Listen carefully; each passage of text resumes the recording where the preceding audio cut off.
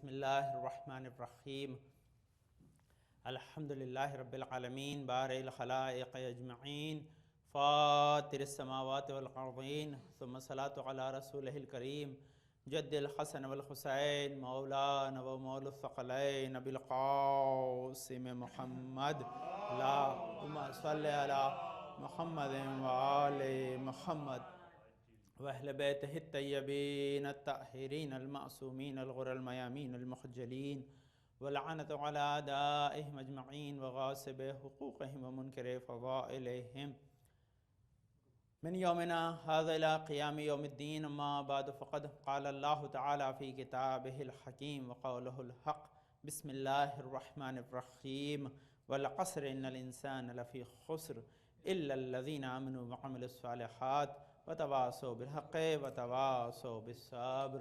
اللهم صل على محمد وآل محمد. اوصیکم بتقوی اللہ. نظم امرکم اپنے آپ کو اور حاضر مجلس کو تقوی پرہیزگاری کی وصیت کے ساتھ اس خطبہ اول میں جو ایام مخصوصہ ہیں اس کے سلسلے میں اپنی بات کو آپ کی خدمت پیش کرنے کے لیے رسول کی ذات والا صفات کا تعارف خداوند عالم نے کائنات کے ہر گوشے میں رکھا. اس معنی میں کہ اللہ نے اگر اس ہستی کو بود بخشی ہے، وجود بخشا ہے، تو محمد مصطفیٰ کے صدقے میں بخشا ہے. اللہم صلی علی محمد وآل محمد. اور نہ صرف وجود بخشنا رحمت پروردگار عالم تھا بلکہ خدا نے نبی کے لیے کہتے وما ارسلناک الا رحمت للعالمین. اے نبی ہم نے آپ کو کچھ بنا کر بھیجا ہی نہیں سوائے اس کے کہ آپ عالمین کے لیے رحمت ہیں. تو سب سے پہلی چیز یہ کہ اللہ نے ایک اشارہ دے دیا کہ تمہاری یہ دنیا ہی خالی رحمت رسول کی وجہ سے باقی نہیں ہے بلکہ کائنات میں جو کچھ بھی باقی ہے وہ محمد مصطفیٰ کی وجہ سے باقی ہے. اللہم صلی علی محمد وآل محمد. لازمی ہے کہ یہ رحمت کیا ہے اور رحمت سے کیسے پروردگار نے ہر شے کو باقی رکھا ہے. تو سب سے پہلی چیز یہ ہے کہ خداوند عالم رحیم ہے. اس نے ہمیں ہمارے مانگنے سے پہلے ہی بہت کچھ عطا کیا. یہ اس کی رحمت کی دلیل ہے. ہمارا وجود، ہمارے لیے ہوا، ہمارے لیے غذا، ہمارے لیے تمام تر چیزیں اس کی رحمت کی دلیل ہیں. اسی طرح خداوند عالم نے یہ کچھ ہم پہ جو رحم کیا ہے یہ رحمت للعالمین کے صدقے میں کیا ہے. کہ اگر وہ نہ ہوتے کہ خدا کہہ رہا لولاک لما خلقت الافلاک، نبی اگر آپ نہ ہوتے تو میں کچھ نہ بناتا. جب کچھ نہ بناتا، جب کچھ ہوتا ہی نہیں تو یہ رحمت پروردگاروں کا سلسلہ کہاں سے چلتا. تو آج اگر باقی ہے تو محمد مصطفیٰ کی وجہ سے باقی ہے. اب اس سلسلے میں لازمی ہے کہ نبی کیسے رحمت للعالمین ہیں یہ آپ خدمت عرض کروں. تو سب سے پہلی چیز ہے کہ دنیا میں بہت سی چیزیں رحمت ہیں، لیکن ایک ہوتا ہے رحمت اور ایک ہوتا ہے ایبسلوٹ رحمت، یعنی رحمت خاصہ.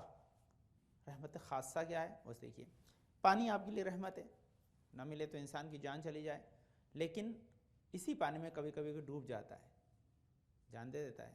تو جب ڈوب جائے تو رحمت نہیں ہے، پھر رحمت. تو اس کا مطلب پانی ہے رحمت لیکن ایبسلوٹ رحمت نہیں ہے. مقدار ہے، مخصوص میں ہو تو ٹھیک ہے، اس سے زیادہ ہو جائے یا سیلاب آ جائے تو خدا نے اسی پانی سے نوح کے ماننے والوں کو غرقاب کر دیا تھا. جو نوح کے زمانے میں تھے ان کو غرقاب کر دیا، نوح کے ماننے والوں کو بچا لیا، ان کے دشمنوں کو غرقاب کر دیا. یہ اللہ کا ایک پیغام تھا کہ یہ رحمت ہم اسے تمہارے لیے عذاب بدل سکتے ہیں. ہوا رحمت ہے، نہیں لے آدمی چند لمحے سانس تو کیا حالت ہوتی ہے، جب تک لیتا رہتا ہے اس کو شکر کرنا بھول جاتا ہے. تو یہ رحمت ہے اللہ کی طرف سے. یہ اللہ کی طرف سے سانس لینا آپ کے لیے رحمت، یہ رحمت ہے بہت بڑی. ہوا کا رہنا یہ آپ کے لیے رحمت ہے. لیکن یہی ہوا جب عاد و سمود کے لیے چلی تو ان کے بڑے بڑے جو تھے وہ محلوں کو ختم کر کے چلی گئی. یعنی ذرا سی اسپیڈ بڑھ جائے تو ہمارے لیے زحمت ہو جاتی ہے.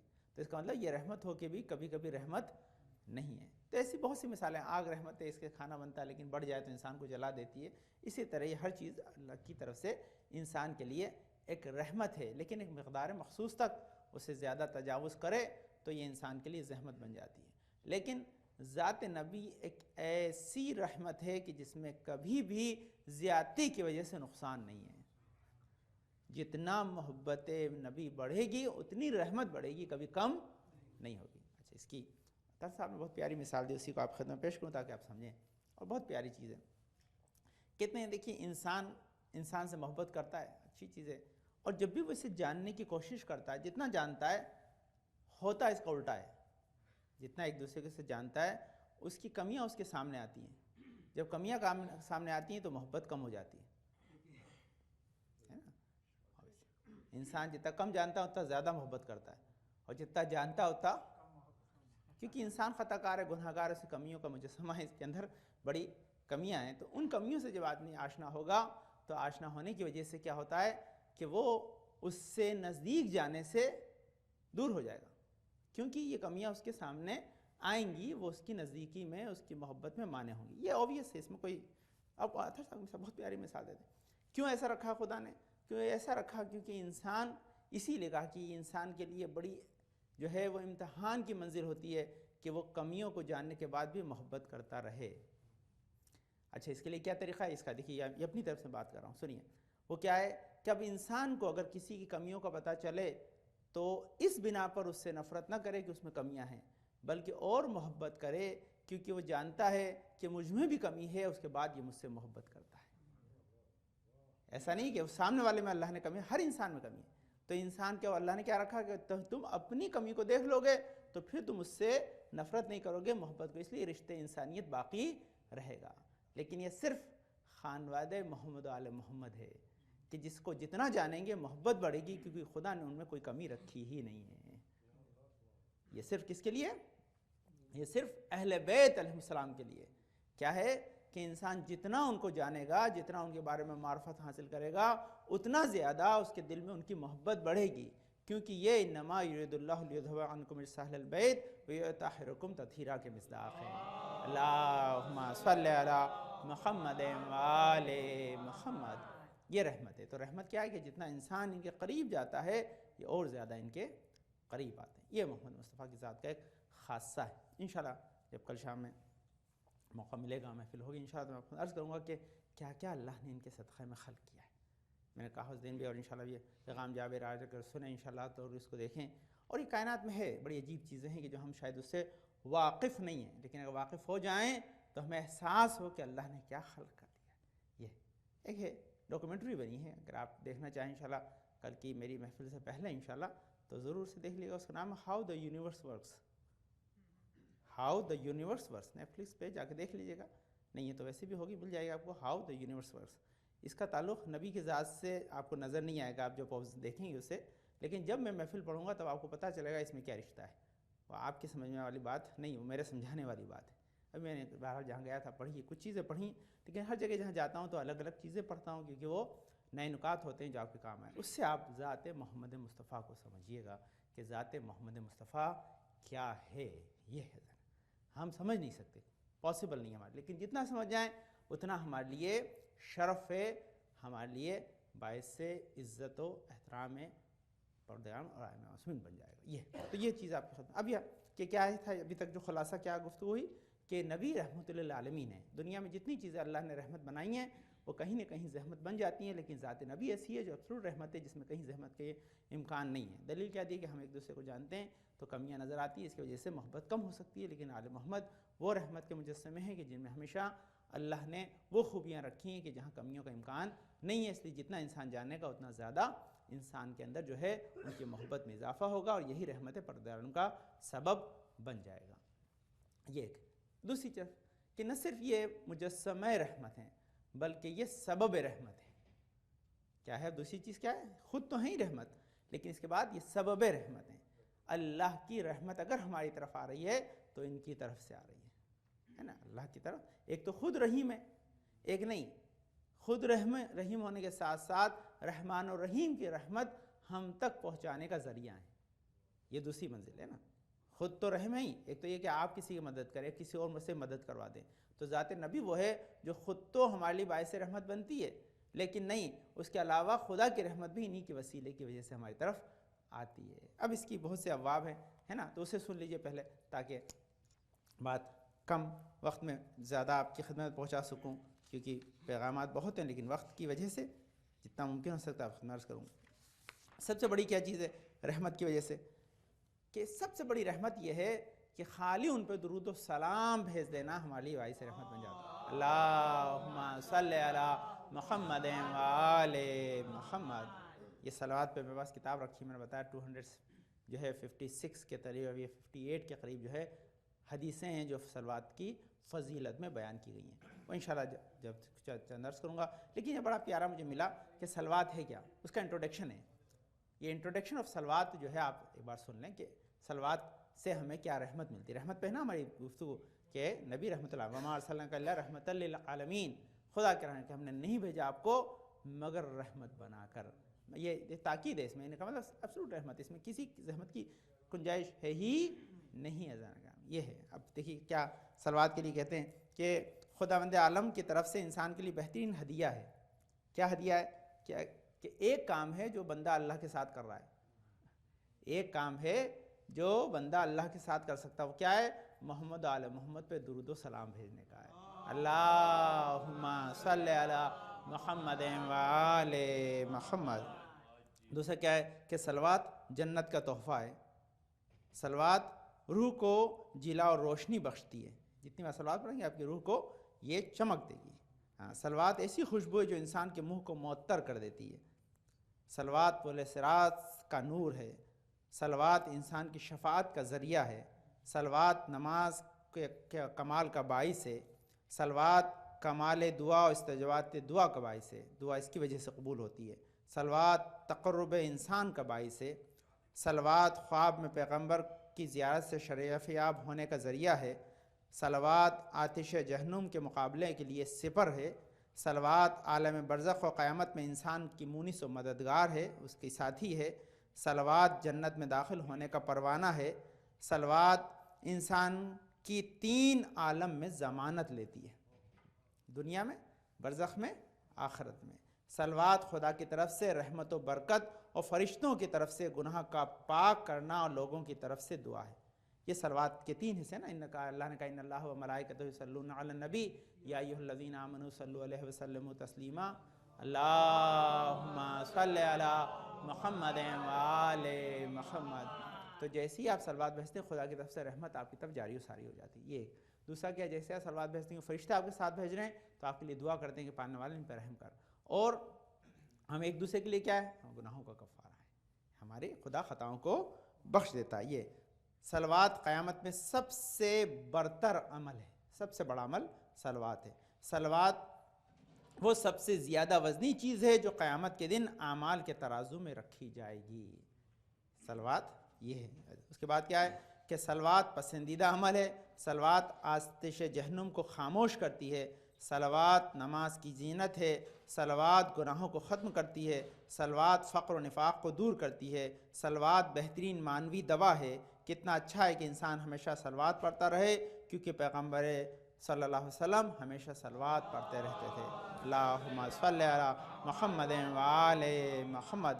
کتنا اچھا ہے کہ انسان ہمیشہ صلوات پڑھنے میں مشغول رہے اور معاشرے کی فضا کو، اپنے کام کی جگہ کو صلوات کی خوشبو سے معطر رکھے۔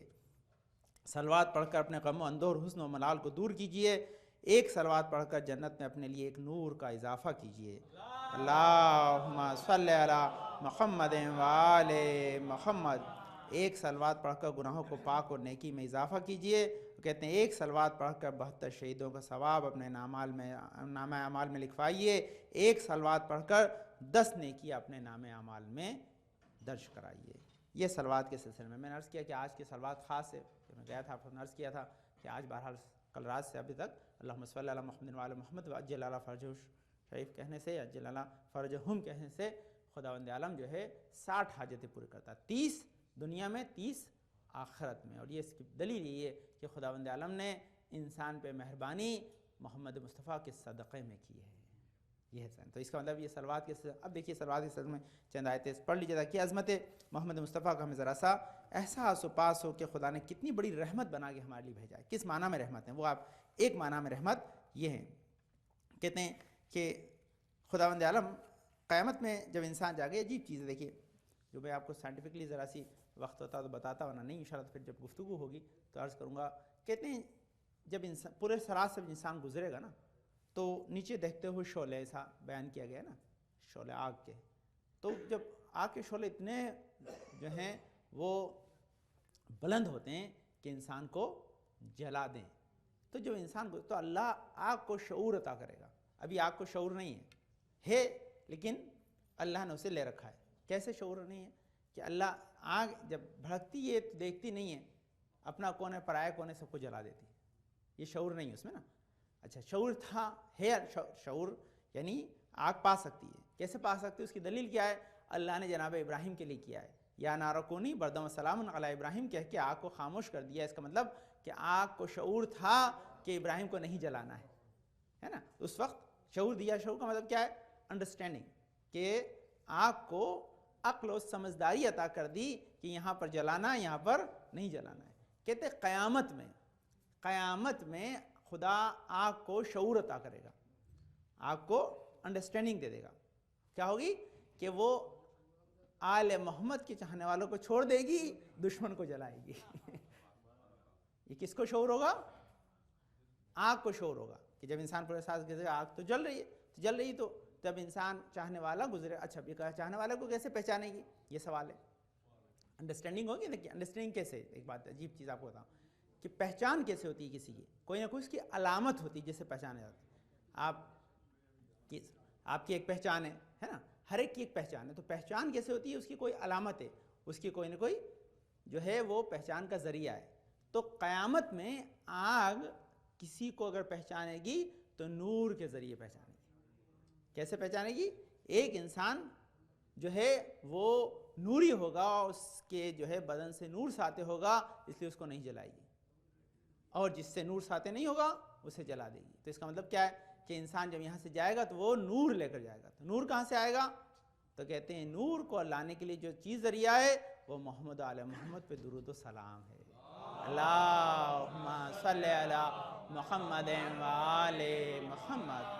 اگر آپ کو میری بہت پرانی والی مجلس سے یاد ہے تو ایک نقطہ آپ کو عرض کر دوں, بہت شاید یہاں پہ پڑھی آپ لوگوں سے, زیادہ تر لوگ اس میں تھے نہیں. کہتے ہیں رسول سے آگے کسی نے کہا تھا کہ رسول اللہ آپ کی رحمت عام ہے نا, آپ کی شفاعت بہت بلند ہے قیامت میں. اتنی بڑی شفاعت ہے کہ یار انبیاء بھی چاہیں گے کہ وہ آپ سے شفاعت حاصل کر لیں, ہے نا, اتنی بڑی شفاعت. تو اگر کوئی دوسرے نبی کا ماننے والا آپ کے پاس آ کے کلیم کرے کہ بھئی میں آپ کا چاہنے والا ہوں, مجھے بھی اپنے ساتھ جنت میں لے چلیے, تو آپ کیسے پہچانیں گے کہ آپ کا ماننے والا ہے یا نہیں ہے؟ یہ موسیٰ کو امتی ہے کہ عیسیٰ کو امتی ہے کہ داؤد کا امتی ہے کہ ابراہیم کو امتی ہے, کس کا امتی ہے؟ آئے گا آپ سے کہہ دے کہ میں آپ کو امتی ہوں, تو آپ کیسے ڈسٹنگوش کریں گے کہ آپ کا امتی ہے کہ نہیں ہے؟ آپ کو امتی سب سے پہلے جائے گا. یہ اس لیے انبیاء نے کہا ہے کہ ہم نبی امتی ہوتے, یہ فرق ہے ہمارے لیے اس سے زیادہ کہ ہم خود نبی ہیں, یہ امت.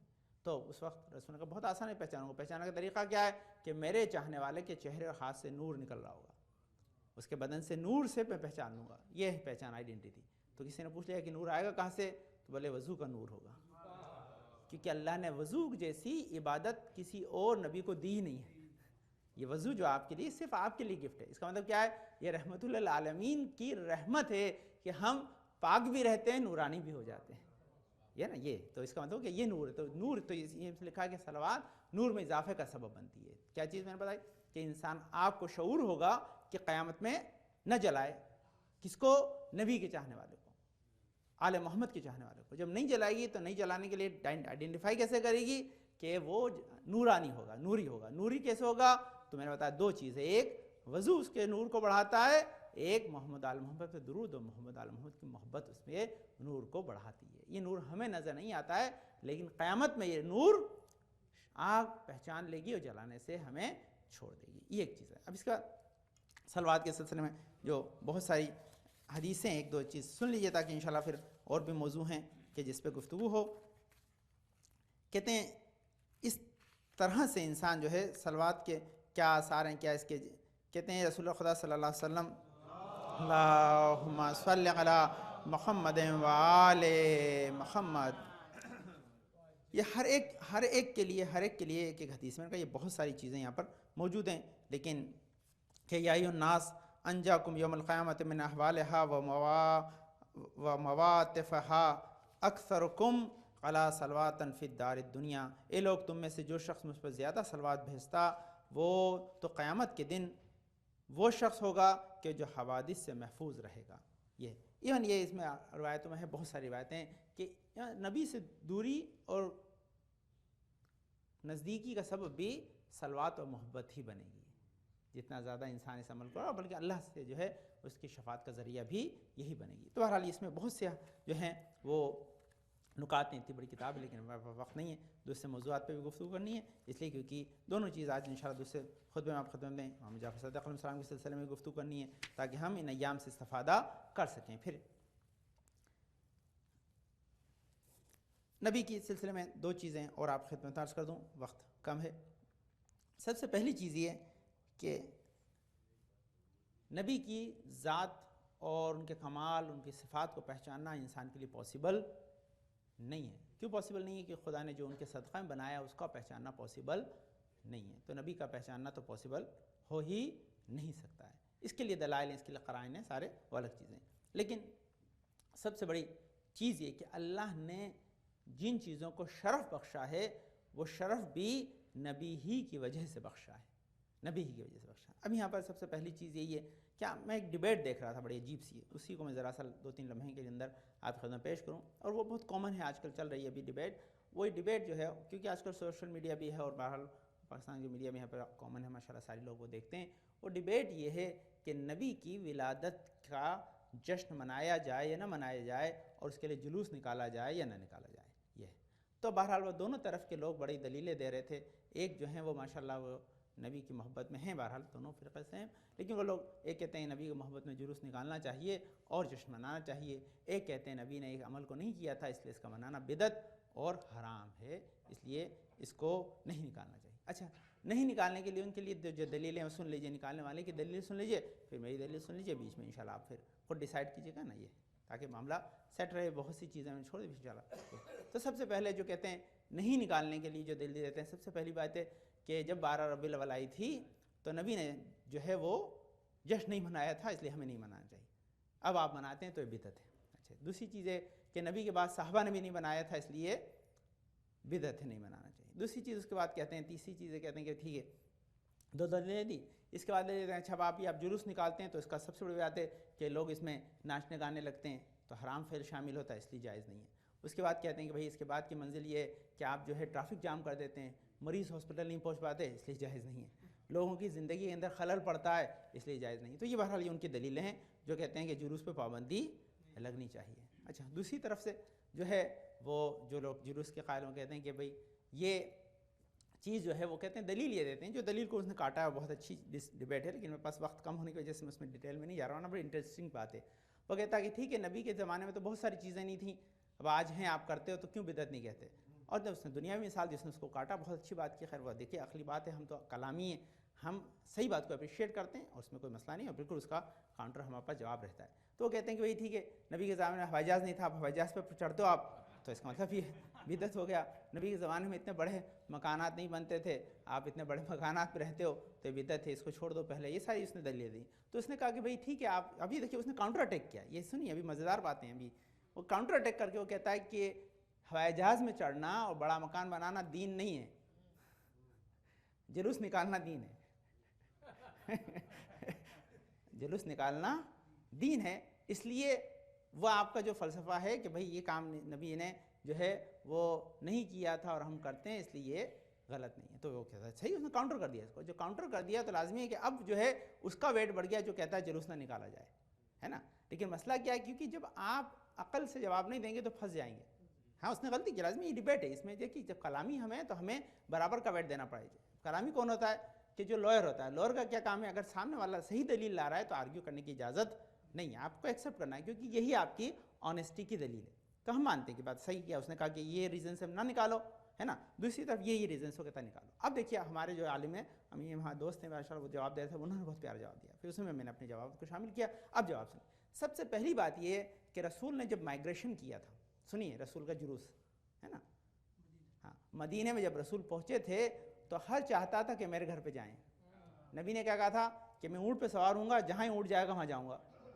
اچھا نبی جب اونٹ پہ بیٹھ کے چلے تو پبلک کیا دیکھ رہی تھی کہ اونٹ پہ جائے گا، اچھا بلا کیا پیچھے پیچھے چل رہی تھی۔ اس کا مطلب کیا ہے کہ مکہ میں نکال نہیں سکتے تھے کیونکہ وہاں تو پتھر مارنے والے تھے، جلوس میں کہاں آتے، تو اس کا مطلب جلوس وہاں نکالا جاتا ہے جہاں چاہنے والے ہوں، جیسے ہی چاہنے والے میں پہنچے جلوس نکال دیا، ہے سمپل چیز ہے یہ ایک چلیے ٹھیک بات. دوسری بات جو انہوں نے ہمارے دن پہ میں نے مجلس میں چھوٹی سی میں پڑھا تھا ہمارے جو اب ٹھیک ہے اس میں مسئلہ کیا ہے. دیکھیے یہ جو دشمنی نبی ہے میں نے کیا کہا تھا کہ دنیا میں بڑا عجیب مسئلہ ہے کہ جب بھی آدمی دشمن آل محمد ہوگا وہ دشمن خدا ہو جائے گا. جیسے ہی وہ آل محمد کی دشمنی کرے گا وہ رسول خدا کا بھی دشمن ہو جائے گا. کیونکہ یہ ہے امام حسین کے جلوس کی دشمنی میں ساری بات ہو رہی ہے. اس جلوس کے اوپر ان کو اعتراض ہے. اب جب اس پہ اعتراض کیا تو شیعہ کہتے ہیں بھائی یہ تو نکالتے تم 12 رفعات کا تو جائز ہے اور امام حسین کا جائز نہیں, ایسا کیسے ہو سکتا ہے. تو اس کا جواب انہوں نے دیا تھا, جو ابھی شہید کر دیے گئے ہمارے علامہ ناصر باز. تو انہوں نے کہا تھا کہ بھئی عید کے دن جب امام حسین کے لیے ناقہ نہیں تھا تو رسول اپنے جو ہے کندھے پہ بٹھا کر اگر صرف گھر میں گھماتے تو اس کا مطلب ہے کہ ہم بھی جلوس گھر میں رکھتے, لیکن اگر اپنے کندھوں پہ بٹھا کر مسجد تک لے گئے تو جب حسن اور حسین کو کاندھے پہ بٹھا کر جو ہے رسول مسجد میں جا سکتے ہیں تو ہم بھی تعزیہ اپنے کاندھوں پہ اٹھا کر بازار میں آ سکتے ہیں. یہ جواب انہوں نے دیا تھا. تو اس کا مفہوم کیا ہے کہ خود رسول نے صرف جلوس نکالا نہیں بلکہ اس کی اجازت دی, اس کا عملی طور پر کر کے بعد اب رہا جو دین و نادین بے دینی کا مسئلہ جواب دیتے ہیں. لیکن سب سے بڑی بات یہ ہے, ابھی آپ پڑھیں گے, میں آپ کو عرض کروں گا جو امام جعفر صادق کے سلسلے میں, تو آپ کو اور اللہم صلی علی محمد و آل محمد.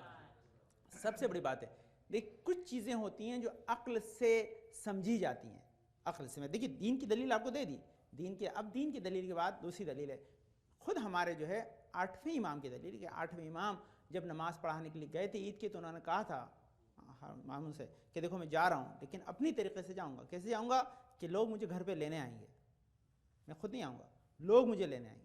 جب لینے کے لیے آئیں گے تو میں جب گھر سے نکلوں گا تو سارے لوگ میرے پیچھے جو ہے وہ تکبیر جو عید کے دن پڑھی جاتی ہے پڑھتے ہوئے چلیں گے, اور ہم سب ساتھ جو ہے وہ جائیں گے مصلی تک.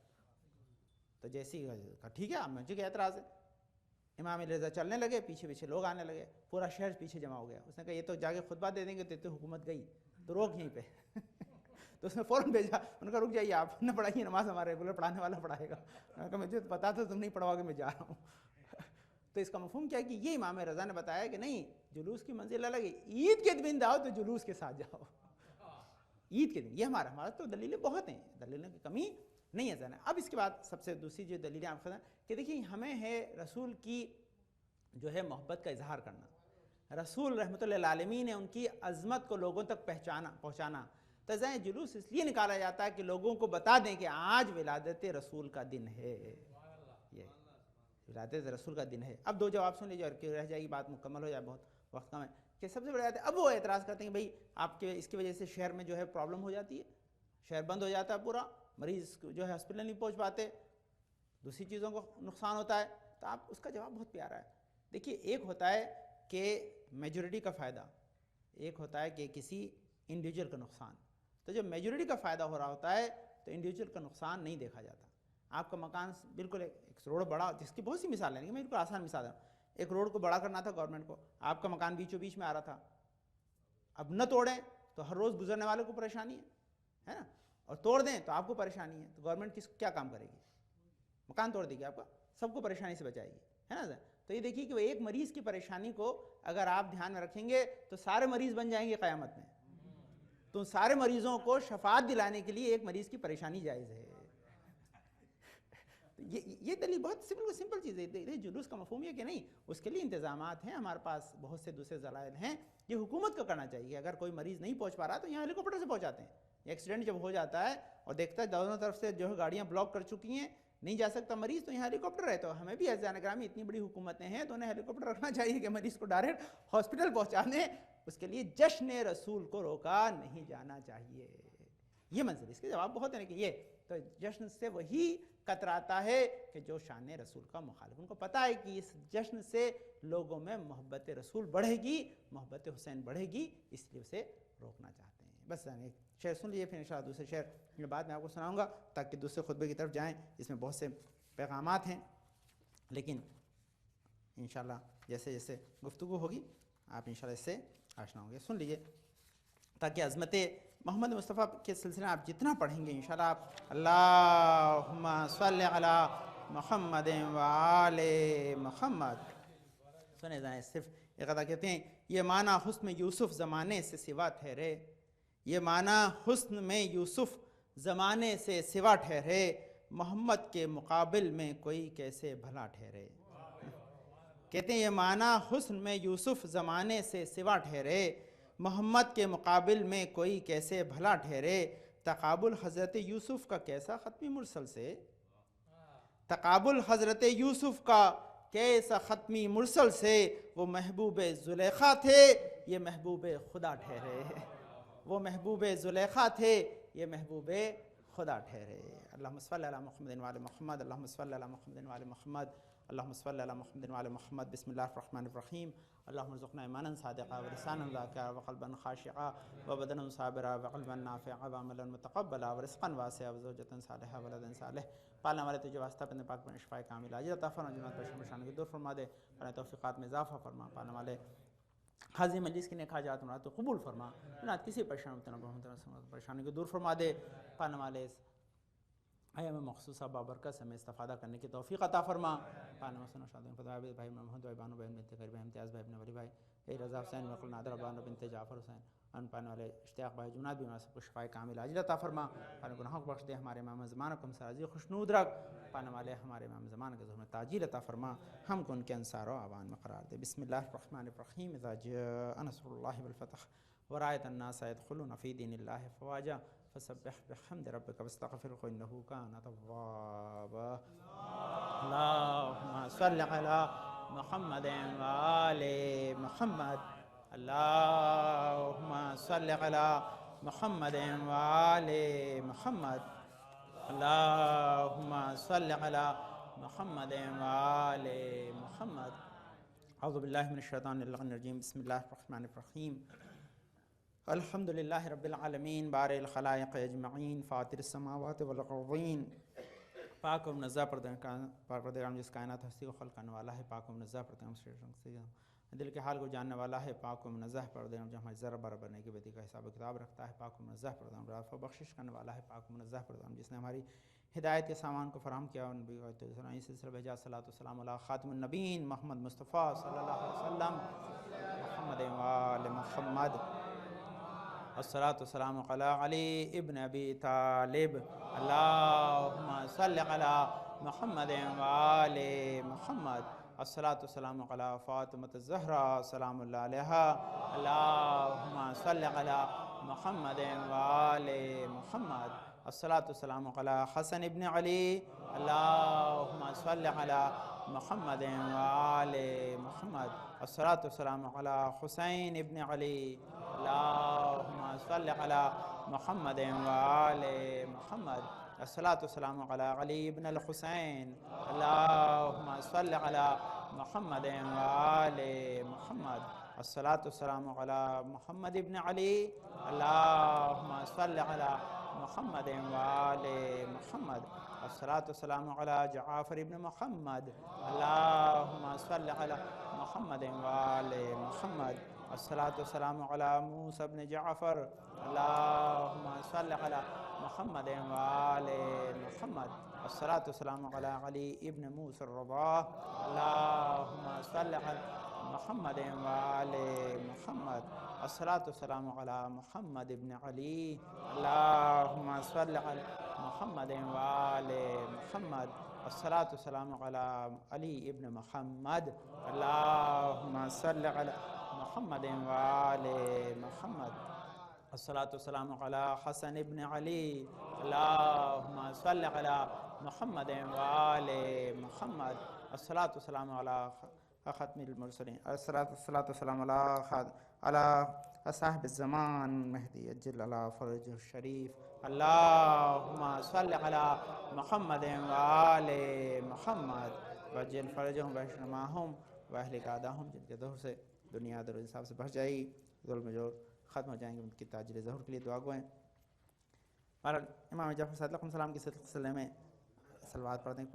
اللہم صل علی محمد وآل محمد۔ بہرحال ایک تو دو چیزیں چھوٹی چھوٹی جلدی سے عرض کر دوں۔ سب سے پہلی چیز یہ کہ ثواب اعمال کے اندر جو ہے وہ شیخ صدوق علیہ الرحمٰن نے روایت نقل کی ہے، اور وہ چھوٹی سی روایت چھٹے امام سے، اس لیے توفتاً پہلے وہ عرض کر دوں، اس کے بعد پھر کہتے ہیں کہ امام جعفر صاحب نے فرماتے ہیں کہ کسی غریب مومن کی تحقیر نہ کرو، کیونکہ جو غریب مومن کی تحقیر اور توہین کرے گا اللہ تعالیٰ بھی اسے حقیر جانے گا، جب تک ایسا کرنا نہ چھوڑ دے اور توبہ نہ کر لے، اس وقت تک خدا اس کا دشمن رہے گا۔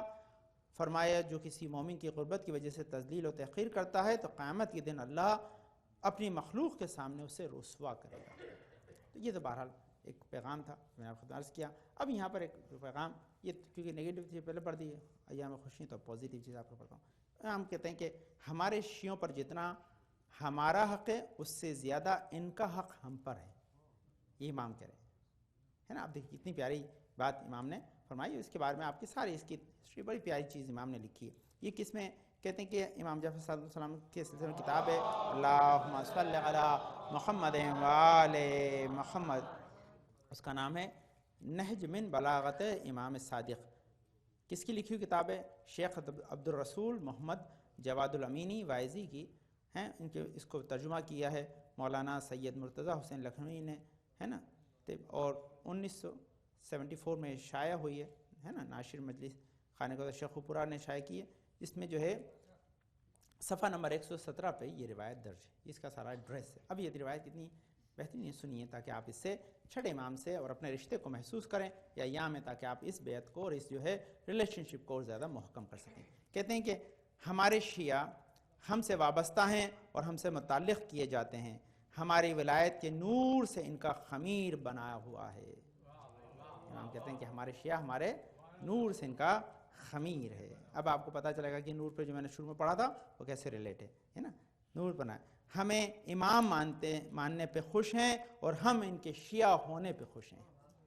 جتنا آپ اپنے امام کو امام ماننے پہ خوش ہیں، امام آپ کے شیعہ ہونے پہ آپ سے خوش ہیں، خوشی ہوتی ہے۔ ہم ان کے حالات سے باخبر رہتے ہیں اور ہم ان کو دکھ اور غم جو پہنچتا ہے اس دکھ اور غم ہمارے ساتھ ہیں، ہم ان کے دکھ غم میں ہم ان کے ساتھ ہیں اور ہمیں چھوڑ نہیں سکتے، کیونکہ غلام اپنے آقا کے پاس ہی پلٹ کر آتا ہے۔ کہتا ہے ہم سے ماننے میں جتنا چاہے ان پہ دکھ و غم پڑے لیکن ہمیں چھوڑتے نہیں ہیں، مشکل میں دور بھی ہو جائیں تو غلام اپنے آقا کی طرف پلٹ کے آتا ہے، کہتے ہیں پاس پلٹ کر آتا ہے۔ اس کا بھروسہ اپنے مالک پر ہی ہوتا ہے، اور ہمارے شیعوں نے ہماری طرف دکھ اٹھائے اور ان کی طرف سے کسی کو اذیت نہیں پہنچائی گئی۔ دیکھیں امام نے کتنی پیارے آج یہ صادق ہے، کہتے ہیں ان پہ لوگوں نے مظالم ڈھائیں لیکن انہوں نے کسی پہ ظلم نہیں کیا، یہ شیعہ کی پہچان ہے۔ آج جتنے بم پھٹتے ہیں وہ شیعوں کے مجمع میں پڑتے ہیں، شیعہ کسی مجمع میں جا کر پھٹتا نہیں ہے۔ یہ دیکھیں امام نے آج 1400 سال پہلے ہمارے لیے کہا تھا کہ ہم ان کو دکھ دیے گئے، شیعوں کو دکھ دیے گئے، لیکن شیعوں سے کسی کو دکھ نہیں پہنچائے، یہ ہے کہتے ہیں۔ اس کے بعد کیا کہتے ہیں؟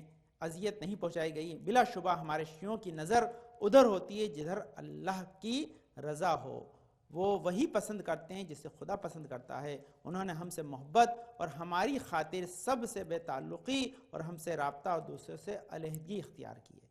یہ امام نے پھر دوسری بات، اس کی بہت ڈیٹیل ہے کہ وقت نہیں ہے، جلدی صرف سن لیں انشاءاللہ، پھر کبھی انالائز کریں گے۔ یہی لوگ پوری دیکھیے، یہی لوگ بخدا رسول اللہ صلی اللہ علیہ وسلم کے شیعہ ہیں۔ اللہم صلی علی محمد و آل محمد، یہ جملہ بہت امپورٹنٹ۔ امام کیا کہتے ہیں کہ جو چھٹے امام کا شیعہ ہے وہی رسول کا شیعہ ہے، جو رسول کا شیعہ ہے وہ شیعہ نہیں۔ اس کا مطلب کیا ہے؟ جو شیعہ کا مطلب کیا ہے؟ محب چاہنے والا۔ تو کہتے ہیں جو چھٹے امام کو مانتا ہے وہی اسم رسول کو مانتا ہے، جو چھٹے امام کو چاہتا ہے وہی رسول کو، جو چھٹے امام کو نہیں چاہتا وہ رسول کو بھی نہیں چاہتا، یہ پیغام اس کا۔ تو اس کے بعد کہتے ہیں کہ یہی لوگ بخدا رسول اللہ صلی اللہ علیہ وسلم کے شیعہ ہیں، اس عقیدے کے لوگوں سے رشک کیا جائے گا یہاں تک کہ ان کی جان یہاں تک آ جائے۔ امام نے اپنی گردن پہ ہاتھ رکھا کہ لوگ ان کو دیکھ کر رشک کریں گے آج یا قیامت، یہاں تک کہ ان کی جان یہاں تک آ جائے۔ اور شاید عجیب چیز ہے، میں دیکھوں آپ کو یہ جو جملہ ہے، میں اگر اس کی وضاحت کروں تو اپنے انداز سے یہ کہ جب انسان کی جان یہاں آ جاتی ہے نا تو اس کے سامنے پھر حقیقت کھل جاتی ہے، اٹھتا نہیں دنیا سے جب تک دیکھ نہ لے۔ مولا بھی ہوتے ہیں، سب ہوتے ہیں، تو جب مولا کو دیکھتا ہے تو کہتا مولا میرے گنہگار کے جو ہے سامنے آئیں تو چاہنے والے شیعوں کے سامنے کس طرح سے آئے ہوں گے۔ تو اس وقت پھر اسے احساس ہوتا ہے، وہ رشک کرتا ہے کہ میں جب نہیں مانتا تھا اور مولا کو دیکھ رہا ہوں تو جو ماننے والے ہیں تو کس عالم میں دیکھا ہوگا۔ یہ ایک منزل۔ دوسری کیا ہے کہ جب یہاں کے مدد میری تو نہیں کریں گے، اس کی تو مدد، جو نہیں مانتا اس کی تو مدد نہیں کریں گے، ہاں یہ حق ہے، لیکن جو مانتا ہے اس کی مدد کریں گے، تو اس کو رشک ہوگا کہ کاش میں مانتا تو میری کتنی مدد کرتے ابھی اس وقت۔ تو یہ کہتے ہیں جب یہاں تک آ جائے تب اس کو احساس ہوتا ہے کہ اس میں شیعت ہے کیا، آل محمد ہے کیا، ان کی مدد ہے کیا، کہتے ہیں یہ۔ اب اس کے بعد کیا کہتے ہیں کہ ان کی جہاں تک آپ نے ہاتھ اپنی گردن پر رکھا کہ ان سے موت کے وقت کہا جائے گا کہ جو دنیا سے کوئی ڈر نہ تھا، دنیا کے معاملات میں کوئی فکر نہیں کرتے تھے، وہ دنیا تو تم سے کٹ گئی اور جس آخرت کی تمہیں امید تھی وہ تمہیں مل گئی۔ اب یہ امام نے بڑا پیارا موازنہ کیا، بس اسی کے لیے زحمت دی ہے، سنیے خاص۔ کہتے ہیں حضرت عیسیٰ کے حواری یعنی ان کے اصحاب ان کے شیعہ تھے، اور ہمارے شیعہ ہمارے حواری ہیں، ہمارے شیعہ ہمارے حواری ہیں۔ لیکن اب کمپیریزن کرتے ہیں امام، کیا کہتے ہیں کہ حضرت عیسیٰ کے حواری ان کے اتنے فرمانبردار نہ تھے جتنے فرمانبردار ہمارے حواری اور ہمارے شیعہ ہیں۔ دلیل کیا ہے؟ امام دلیل دیتے ہیں کہ حضرت عیسیٰ نے اپنے حواریوں سے پوچھا تھا کہ اللہ کی راہ میں میری مددگار کون ہیں؟ حواریوں نے کہا کہ ہم اللہ کے خاطر آپ کے مددگار ہیں۔ تو خدا کی قسم اٹھا کر کہتا ہوں کہ ان لوگوں نے یہودیوں کے مقابل میں ان کی مدد نہیں کی، نہ ان کے ساتھ جنگ میں حصہ لیا، بلکہ ہمارے شیعہ خدا کی قسم جب سے رسول دنیا سے رخصت ہوئے ہماری مدد کر رہے ہیں۔ یہ چھٹے امام کہتے ہیں کہ حواریوں نے جناب عیسیٰ کی مدد نہیں کی، جب ان کو صلیب پہ چڑھایا جانے لگا تو اللہ نے مدد کی، وہ تو بھاگ گئے تھے، لیکن ہمارے شیعہ ہم کو چھوڑ کر بھاگتے نہیں ہیں، یہ ہماری مدد آج بھی کر رہے ہیں۔ اس لیے آپ کی دلیل کیا ہے؟ جلوس نکلتے ہیں، مارے جاتے ہیں لوگ، لیکن انہوں نے آل محمد کا دامن نہیں چھوڑا ہے۔ یہ ذرا آج بھی قربانیاں دینے کو تیار ہیں، لیکن آل محمد سے دور ہونے کو تیار نہیں ہیں۔ یہ امام نے فرمایا ہے، کتنے پرانے زمانے کی بات آج صادق ہے۔ اس کے بعد کہتے ہیں کہ حصہ لیا، لیکن ہمارے شیعہ خدا کی قسم جب سے رسول اللہ نے دنیا سے رخصت ہوئے ہیں ہماری مدد کر رہے ہیں، ہماری طرف سے لڑ رہے ہیں، وہ جلائے جاتے ہیں، ان کو سخت سزائیں دی جاتی ہیں۔ اور اس کے بعد امام نے کنٹینیو کیا، چھوڑ دیا اس کو کہ اتنی مصیبتیں ان پر ڈھائی جاتی ہیں، وہ شہر بشہر جلا وطن کیے جاتے ہیں۔ اللہ ہماری طرف سے انہیں بہترین جزا دے۔ اور ہمارے شیعوں پر اب یہ جملہ ہے کہ ہمارے شیعوں پر جتنا ہمارا حق ہے اس سے زیادہ ہم پر ان کا حق و فرض ہے، ہم ان پر روزانہ صبح و شام رحم کرتے ہیں۔ یہ امام کا فرمان ہے۔ تو آپ اپنے امام سے غافل ہیں، امام آپ سے غافل نہیں ہے۔ اچھا اس کی چیز سنیے، یہ عجیب چیز ہے، یہ حدیث ایک اور سن لیجیے، اسی کے اندر ہے محمد صلی اللہ علیہ رحمۃ اللہ العالمین میں، وہاں سے جہاں سے میں بات شروع میں چھوڑی تھی وہاں سے کنٹینیو ہو جائے گی، لاسٹ میں جڑ جائے گی۔ رسول نے کہا کہ جب میں دنیا میں تھا تمہارے لیے تو رحمت تھا، لیکن مرنے کے بعد بھی تمہاری رحمت تو میرا رشتہ ختم نہیں ہوا ہے۔ کیا ہوتا ہے کہ میرے اس دنیا سے چلے جانے امام رسول تو زندہ ہیں، تو کہتے ہیں تمہارے اعمال میرے پاس آتے ہیں، جب آتے ہیں اور اس میں جو گناہ دیکھتا ہوں میں تمہارے لیے دعا کرتا ہوں، وہ تمہارے لیے رحمت بن جاتی ہے۔ تو اس کا مطلب کیا کہ یہ ہمارے اعمال ہمارا ائمہ کے پاس بھی جاتے ہیں، رسول کے پاس بھی، وہ جو دعا کرتے ہیں اس کی وجہ سے ہمارے لیے یہ باعث رحمت بنتے ہیں۔ تو یہ ہمارا رشتہ ہے، آپ جو ماشاءاللہ جشن مناتے ہیں، یہ خوشیاں مناتے ہیں، اس کے اندر شامل ہوتے ہیں، یہ سب چیز آپ کے لیے باعث رحمت، برکت، نجات ہے۔ اس کے اندر اللہ کی طرف سے بڑی عنایات ہیں جس کو آپ مسلسل جاری و ساری رکھیں تاکہ فائدہ ہمیں ملتا رہے۔ میں چند اشعار پہ اس بات کو ختم کر دوں انشاءاللہ، ہیں زیادہ لیکن میں آپ کی خدمت میں جلدی سے تاکہ ہم یہ پیغام بھی پہنچا دیں۔ کہتے ہیں کہ یہ پہلے کہتے ہیں یہ اقبال کا شعر بڑا پیارا لیکن بڑا ٹف ہے، لیکن جو صاحب نظر میں سمجھتے ہیں کہ پیرہن جب عشق کا حسن ازل نے پہنا، بن کے یثرب میں وہ اپنا خریدار خود آیا، عشق کی راہ میں ایک سیر تھی ہر منزل پر، نجد کا دشت کہیں مصر کا بازار آیا، لی شفاعت نے قیامت میں بلائیں کیا کیا، عرق شرم میں ڈوبا جو گنہگار آیا، وہ میری شرم گناہ اور وہ سفارش تیری، ہائے اس پیار پہ کیا کیا نہ مجھے پیار آیا۔ یہ رسول کی شفاعت پہ تھا، اقبال نے لکھا، بہت بہترین شعر ہے، بہت اس کو فیمس مانا جاتا ہے، لیکن بہرحال لیکن یہ جو آسان شعر آپ کے لیے تاکہ اس سے آپ دیکھیں کہ کیا رسول کی صدقے میں خلق ہے۔ اسی بات ختم ہے کہ وہ جس کے فیض سے عالم کا انتظام ہوا، کہ وہ جس کے فیض سے عالم کا انتظام ہوا، نجوم و شمس و قمر کا یہ انصرام ہوا، زمیں بنی یہ زمانے کا اہتمام ہوا، فلک تنے کبھی ارتباط صبح و شام ہوا، وہ جس کو ہر دل مضطر طبیب کہتا ہے، خدا خود جسے اپنا حبیب کہتا ہے۔ یہ اس کا کہتے ہیں وہ جس کا ذکر رہے گا جہاں رہے نہ رہے، یہ ہے رسول کے لیے کہ یہ بہت پیارا شعر، کہتے ہیں وہ جس کا ذکر رہے گا جہاں رہے نہ رہے، زمین رہے آسماں رہے نہ رہے، بلند و پست کا کوئی نشاں رہے نہ رہے، یہ ہست بود یہ کون و مکان رہے نہ رہے۔ کیا آپ کہتے ہیں یہ سب چیز مٹ جائے گی لیکن ذکر رسول رہے گا. سنیے اس کو پھر تاکہ آپ یاد رکھیں کہ کیوں رہے گا. اس کے بڑی پیارا کہ وہ جس کا ذکر رہے گا جہاں رہے نہ رہے, زمین رہے نہ رہے, آسمان رہے نہ رہے, بلند و پست کا کوئی نشاں رہے نہ رہے, وہ ہست و بود یہ کون و مکان رہے نہ رہے, مگر ہمیشہ خدائے انعام باقی ہے اور اس کا اپنے نبی پہ سلام باقی ہے.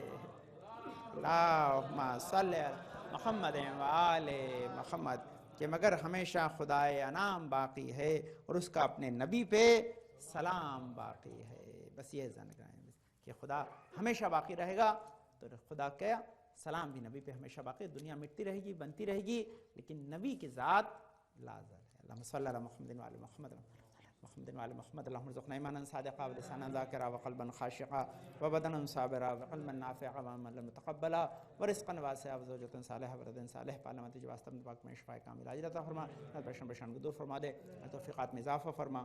پالما بزرگ صاحب صلی اللہ علیہ وسلم ساتھ محفوظ رکھ. پالنے والے ہمیں اس وقت دنیا سے اٹھائے تک گناہوں پہ قلم نہ پھیر دے. پالنے والے حاضر مجلس کی نیک حاجات مراد قبول فرما.